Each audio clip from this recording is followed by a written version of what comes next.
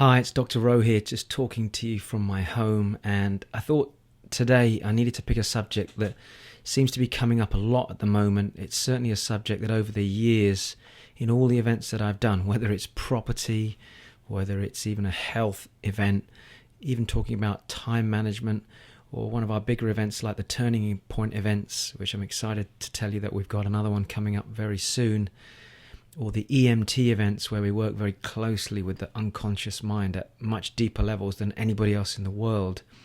I can tell you that the one subject that continues to come up again and again and again is relationships. And I'm talking about relationships on an internal level, but particularly relationships with our intimate partners, somebody that we care about, somebody that we're living close to. And so I wanted to tackle a subject that, if you are currently in any form of relationship, I strongly recommend that you take the time to have a listen to this, because it's been a long time since I've spoken on this subject. In fact, previously I've been on BBC Radio, for example, talking about this subject, even in magazines and obviously live interviews at seminars. But it seems to be something that's coming back up again into the surface through all the different areas that we're working. One point I do want to make is, if you're listening to this right now and you're currently in a relationship, I honestly, truly believe that no matter where the situation is with a relationship, it is absolutely vital that you press the pause and at least take a magnifying glass out and take a thorough look at the relationship. What are the causes? Where's this started? You need to look at things like beliefs, values misalignment, light and dark energy, masculine, feminine energy, the unconscious communication. There are many factors that affect the direction of a relationship and the connection of a relationship. And I've always endeavoured as best I can to make whatever tools available to any couple that I'm working with so that they can at least take the time to see if there's some way to save it. And I come at a relationship with the first premise that this is a savable situation. We move from there. I have genuinely been privileged to be able to turn people's relationship around from literally being completely on the rocks to actually being connected and intimate and in a totally different place. Now, there are certain conditions under which that has to happen. Fundamentally, there must be a desire for both people to dig beyond the anger and the frustration they're feeling right now and to ask themselves a simple question. Do we care enough about each other and our history together? Do we have still enough love there to go back in and take another look and say, look, we're not in a good place right now, but we do want to try. We want to make an effort to see if there's some way we can turn this around, realign ourselves, find that connection that we had when we first started in the relationship. So if you're listening to this and you're in that place right now, this short message, this 15 to 20 minutes, is certainly not intended to do that, but it's certainly intended to give you some insight, to start to get you to think about maybe a few areas that you could start to work on. And then if you're really in a difficult place, come and find us. Just come and have a look and go through our website and just drop us a line through the contacts page and see if we can help you. That's probably the best thing I can suggest at this stage. You can certainly drop us an email at info@elitemindtechnology.com and just tell us your situation, and one of our team will be able to come back to you and they'll connect with us and we'll see if there's something that we can do. So grab a piece of paper. I want to talk about 3 or 4 areas over the next 10, 12, 15 minutes, and hopefully you'll find this useful. And certainly I want you to know that I'm coming from a place of wanting to help you. So if you're listening to this and anything I say pisses you off, presses a button, makes you feel uncomfortable, even gets you questioning and challenging me, then the likelihood is that something I'm saying is directly talking to 2 areas. One is your unconscious and what it feels is happening in your real life right now. And secondly, your basic belief system. And so if anything I say to you creates a resistance, it means because whatever I'm saying is challenging one of your fundamental beliefs, or at an unconscious level, the way you're currently behaving in an existing relationship or may have behaved in past relationships. So I'm going to focus this primarily on couples, whether it's boyfriend, girlfriend, boyfriend. It really doesn't matter, because this is about dynamics. It can also apply to your relationship with your children and also your parents. However, because this is more of a couples message, or even for those of you that are single, but have been in relationships or want to be in relationships, I would say take the best of what I'm saying and see where it does translate and affect the different areas that you're in. So I want to talk about first of all, very briefly, an area that I talk about in my book, Turning Point, the 3 levels of a relationship. Now, I'm going to simplify this, really simplify this. Essentially, the basic relationship that exists, and this is not even a relationship, this is purely a physical exchange or an exchange for pure personal gain. This will be a level 1 relationship. This is where 2 people trade. They trade emotions, or typically they trade sexual encounters, like a one-night stand, possibly somebody that you have seen and have continued to see on a regular basis. There's no real depth in the relationship. It's just convenient. You show up, you meet, you have dinner, maybe you go out, you party a little bit, you end up back in each other's beds. There's an exchange of a physical connection, which can be fantastic in that moment, and then you go your own separate ways. There's no depth in this relationship. There's generally no length or longevity in this relationship. It just exists for the purpose of each person meeting their own needs, but not for the needs of each other. In other words, serving each other, and certainly not from the long-term perspective of a relationship. The second level of relationship is where 2 people are basically dependent in some way on the other. Now, it could be 2 or it could be 1. This relationship level, dependency relationships, are where, for example, historically you might have seen in the industrial era, the man goes out to work, woman stays at home, she cares and looks and nurtures the home and ultimately the family if they have kids. He goes out and provides, works hard, long hours, she works hard in the family. And that's a dependency relationship. That could also be role reversed, where the man is staying at home and looking after and nurturing the family, and the woman goes out and she does the main focus of the work. This is a dependency relationship. They exist more often than you realize, actually, and some relationships don't start off like this. They start off with a strong connection, may have even been a level 1 relationship to start with, and then that has kind of transpired and progressed into a longer term relationship. But generally this is a trade.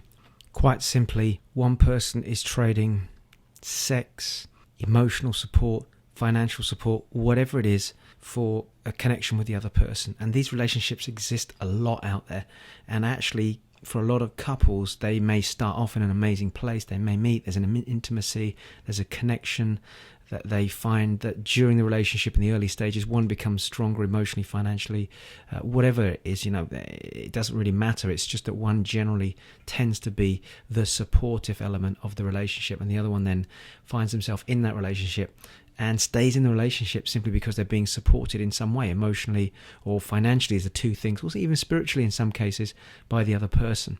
It doesn't get any further than that. Maybe they even have children. They may even move into a situation where they get married, but it's still a dependency type relationship.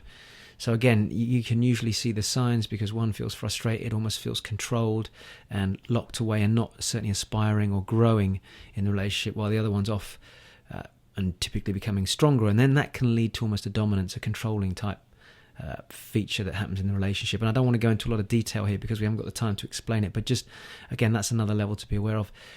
One could argue there's a 3rd level or even a 4th. I typically move it up through 2 more levels. The next one is what you might call the balanced relationship, level 3. They get on, they meet, there's an attraction, definitely physically, sexually, emotionally. Lots of needs get met at the beginning of the relationship, and typically then what happens is a rhythm happens. You get it's like 2 gloves. You put your hands in the gloves, you feel comfortable, and that relationship becomes balanced. Both people bring something to relationship, emotions, physical, finances, whatever it is. They generally will have kids, maybe not, and a rhythm forms, a pattern forms, and then the beautiful, colourful experience of the beginning of the relationship suddenly dulls and becomes almost just routine.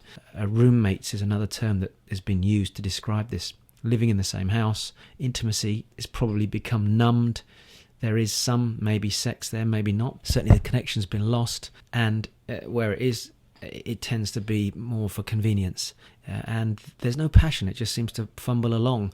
These relationships can go on for years and years and years, where people stay trapped in that relationship, but because it's it's somebody you're familiar with and you feel okay, but not amazing, then people stay in that level of relationship. And it's a loving relationship, it can be in most cases, and the love has a different form. And that can be very exciting because it's safe, but it can also be very frustrating if somebody wants variety and wants something new. Certainly this is an area where in relationships, affairs and people can start to stray, and affairs can be anything from with another person to just an affair with a job, with work, an obsession with going and doing other things to take you out to get the variety that you're missing in the relationship. And then the last level of relationship is literally unconditional. It's where both people are passionate, intimate, they want to grow, they want to evolve, they go out together, they travel together, they go and study and learn new subjects, and they don't challenge each other. I mean, I literally just had an experience this weekend with a lady that was amazing, and she wanted to learn and grow about property, for example,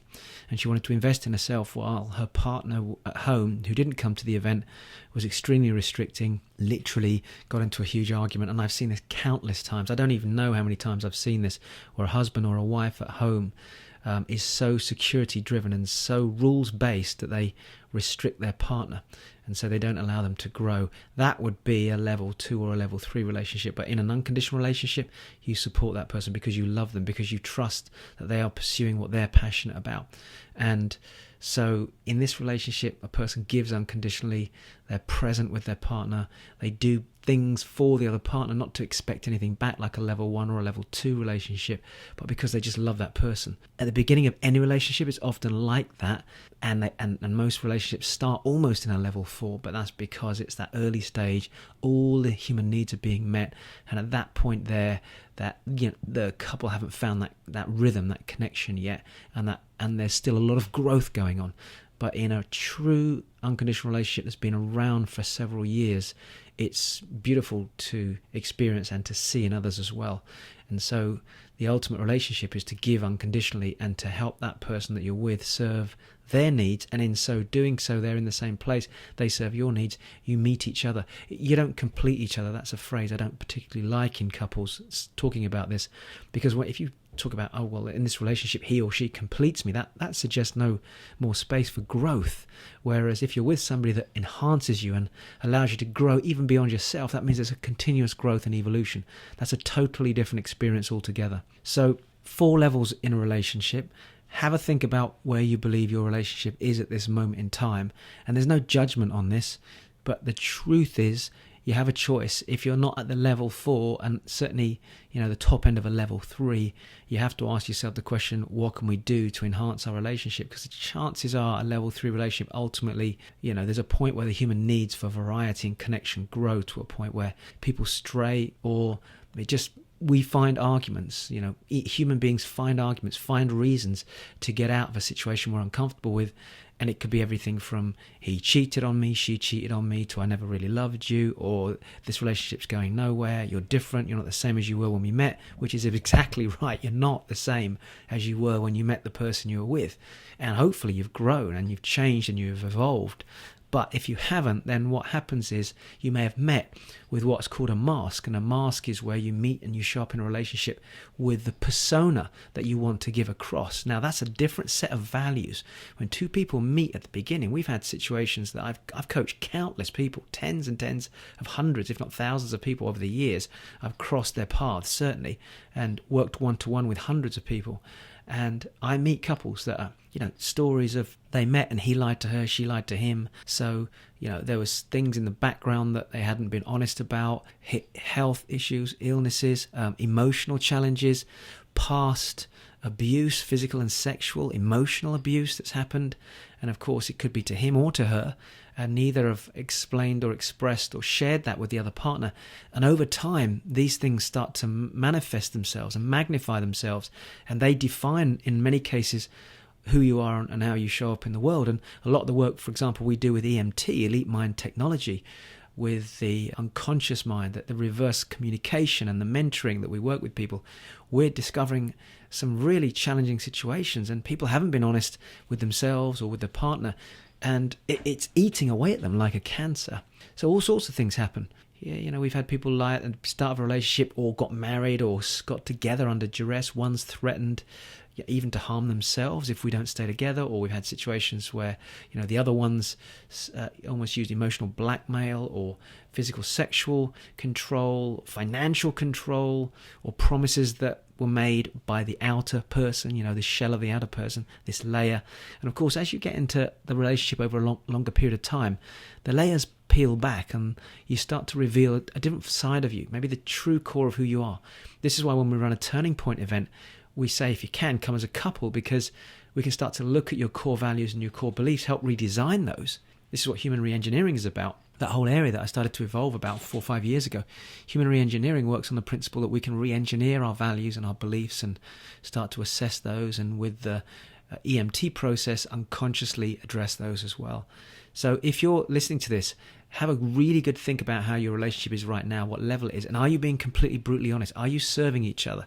Have you fallen into patterns where literally every single day it seems to be the same thing? And it's important. Have egos come into play? Has pride come into play? I see everything. People hide themselves behind their pride in so many different ways, men and women. The masculine energy, which brings pride to the surface, can stop a man reaching out for help, whether it's to do with health, to do with finances, to do with emotional stability. And it's, when I'm around people in that place, I can read it like a book, and it's difficult because even when you're with somebody that's doing it, you have to find the right way to explain it to them. Sometimes them listening to this might even make it easier for them to go, actually, you know what? There are areas in my life that I'm not as honest as I need to be. So that's a big one. Now, I've already gone on probably 10 to 15 minutes here just on that one topic in relationships. But here's my question to you. Are you being honest with each other? Have you sat down, hand in hand, looked at each other's eyes and says, what can I do to make this relationship even more amazing? What can I do to help serve you, to give to you, to help you meet your human needs? And there's a whole process there alone. On our relationship weekends, we start at 9, finish at 1, 2 o'clock in the morning sometimes, and we have singles and couples literally pulling apart their basic human needs, what they want from a relationship, their ideal relationship, what their values are. And a lot of couples aren't aligned with their values. If you're having challenges right now with the person you're with, don't go and split up with them to start with. At least take the time to sit down and find out what the needs are, the values are. What does the person you're with, what do they truly want from life? What makes them happy? What makes them sad? Find out what can inspire them, what can turn them around from sadness into inspiration. And what can you do to serve those needs on a daily basis? What special things, what magic moments can you create? All these things come to play in a true, passionate, intimate relationship. And this can also be inclusive of your relationship with your parents, even if you want to find out ways to improve that as well. And if you haven't even done that, even if you haven't sat down and understand the basic needs of you as a couple, what do we want together? What do we love about each other when we first met? What do we love about each other now? How have we changed? How can we nurture this relationship? How can we save it if it's not going in the right direction? And are you both following your passion? Are you living your purpose? Because this brings me to another subject, and I'm just going to talk about this briefly, and that is your presence in the relationship. Now, men are terrible at this, and I have to say this as a rule of thumb, and I shouldn't generalize. You probably say, well, don't generalize, Ro, but as a rule of thumb, if you look at most relationships where men are not emotionally developed, I should say, where they are not aware, they do not have a self-awareness of this. Women do it as well, but it's more when a woman is in her masculine energy, and that's a whole conversation for another time altogether, because men and women have different energies. In my book Turning Point, I talk about this. And when we do the relationship weekend, and in fact we do a whole section on this on the Turning Point, we get men and women talking about masculine and feminine energy, couples in the room, singles in the room, and we have the men talk to the women about what is amazing about feminine energy when a woman's in her feminine, and we get the women talking to the men about what's amazing about a man when he's in his masculine energy.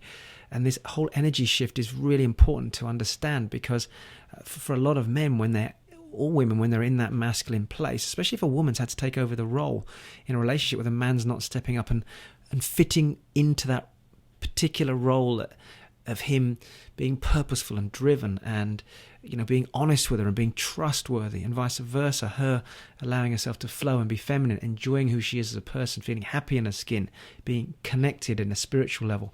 Because for a woman, if you think about it like this, a woman is like the ocean, a man is like the ship, keeping it simple. Man's energy is more driven, more angular, tends to go in one direction and single focus.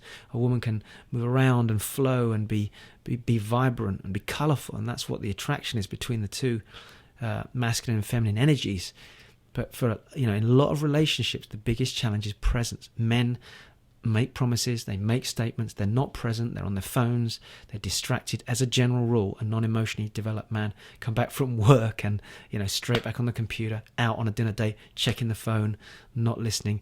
And over time, if a man is not present, over time, if a man makes little statements, made little promises, or big promises, especially at the start of a relationship, and those promises get broken again and again and again and again in little ways, he might not think it's a big thing, but for a woman, it's a huge thing. It could be everything from being present and just taking the time to play with the kids, and that's not sitting with the kids and being on the phone, or sitting with the kids and watching the TV. And that's another whole conversation altogether. TV kills relationships. It freaking kills relationships because you sat there glued to the TV. You're not communicating. Switch it off. Sit down. Be present. All these things start to come into play. And the biggest challenge, of course, is that he goes, well, okay, I'll do that. I'll sit down. What's your problem, honey? And then listens for a few minutes. She feels that maybe he's starting to make a connection. He makes a few promises, goes off, doesn't do anything about it. The same pattern happens again and again. And over time, a wedge starts to form. So the promises get broken. And then he gets pissed off because she's not intimate anymore. She's not physical with him. She doesn't feel she connects with him. But the connection is because she trusts him. Trust. When a woman feels this, she opens up. She feels she's okay to be vulnerable and exposed and allow herself to be open to him. He can go into that space and they can have an amazing connection. But the minute a man starts to break trust at every different level, there's a closure. There's a layer of distrust happening, eventually to the point where she almost despises him. I'm not saying it happens in all relationships, but it's certainly an energetic transformation that takes place. And this is dangerous because if you don't spot it early enough, the wedge that happens over time and time and time and time, suddenly it's very difficult to build that bridge again. You have to strip back all the layers. And a man literally has to sit down and say, honey, what have I done to break your trust? What things have I said to you that I've never seen through? When have I not been present with you? What can I do right now to serve you in every single way? And if in any way you're a man listening to this and you say, yeah, but what about her? Then you've just missed the point. You see, level 4 is you step up first. You go to the table. You open up. You be open and honest. And the same thing for a woman. You have to be open enough to allow him to do that. And if you're a woman listening to this in your relationship and you're pissed off with your guy or you're frustrated or the relationship's not going in the right direction, it's time to just sit down and be open and honest. And the challenge, of course, is the anger comes first. The frustration comes first. He then... And when you go to the table with that level of anger, sometimes what can happen is he meets that with a masculine energy because he sees that as a challenge to him. And this is where a man is not necessarily the strongest. He needs to be strong in his vulnerability, strong in his openness to be able to communicate and say, honey, tell me truthfully, what have I not done to serve you? And that's when a woman needs to be honest. And by the way, guys, if you're listening to this, if she speaks from the heart, do not be defensive. The minute you are defensive, you're going to start to break trust in her again because you've just said this is a safe space for us to communicate. And then you immediately say, yeah, but I do this, I do that. Listen, take notes, see if you can understand where she's coming from. It will take a long time to rebuild that. We spend hours on our events doing this because we have to submerge people at that level of intensity. With the reverse speech EMT work that we do unconsciously, we can get to that quicker, but you have to talk about the subjects when you're doing this because if you don't bring the subject to the surface, your unconscious can't then reveal what the truth is. And this is the power of the unconscious communication. So I'm going to stop there because I realize it's 20 minutes I've been talking now, but I hope this has been of some value. If you have any chance to come spend some time with us, look us up. Go to the drrowe.tv website, go to elitemindtechnology.com/bookings, and come find us, send a message through the website if you need help. But whatever happens, do not allow things to drift too far apart because it takes a lot longer to rebuild that. Our mentors sometimes have to spend a lot of time and have couples both doing different activities to work back to find that path back to each other. It is possible if there's still a love, if there's a desire, if there's still a passion and that core true love that you had to start with. All the best. My name's Dr. Rowe. I shall speak to you again soon.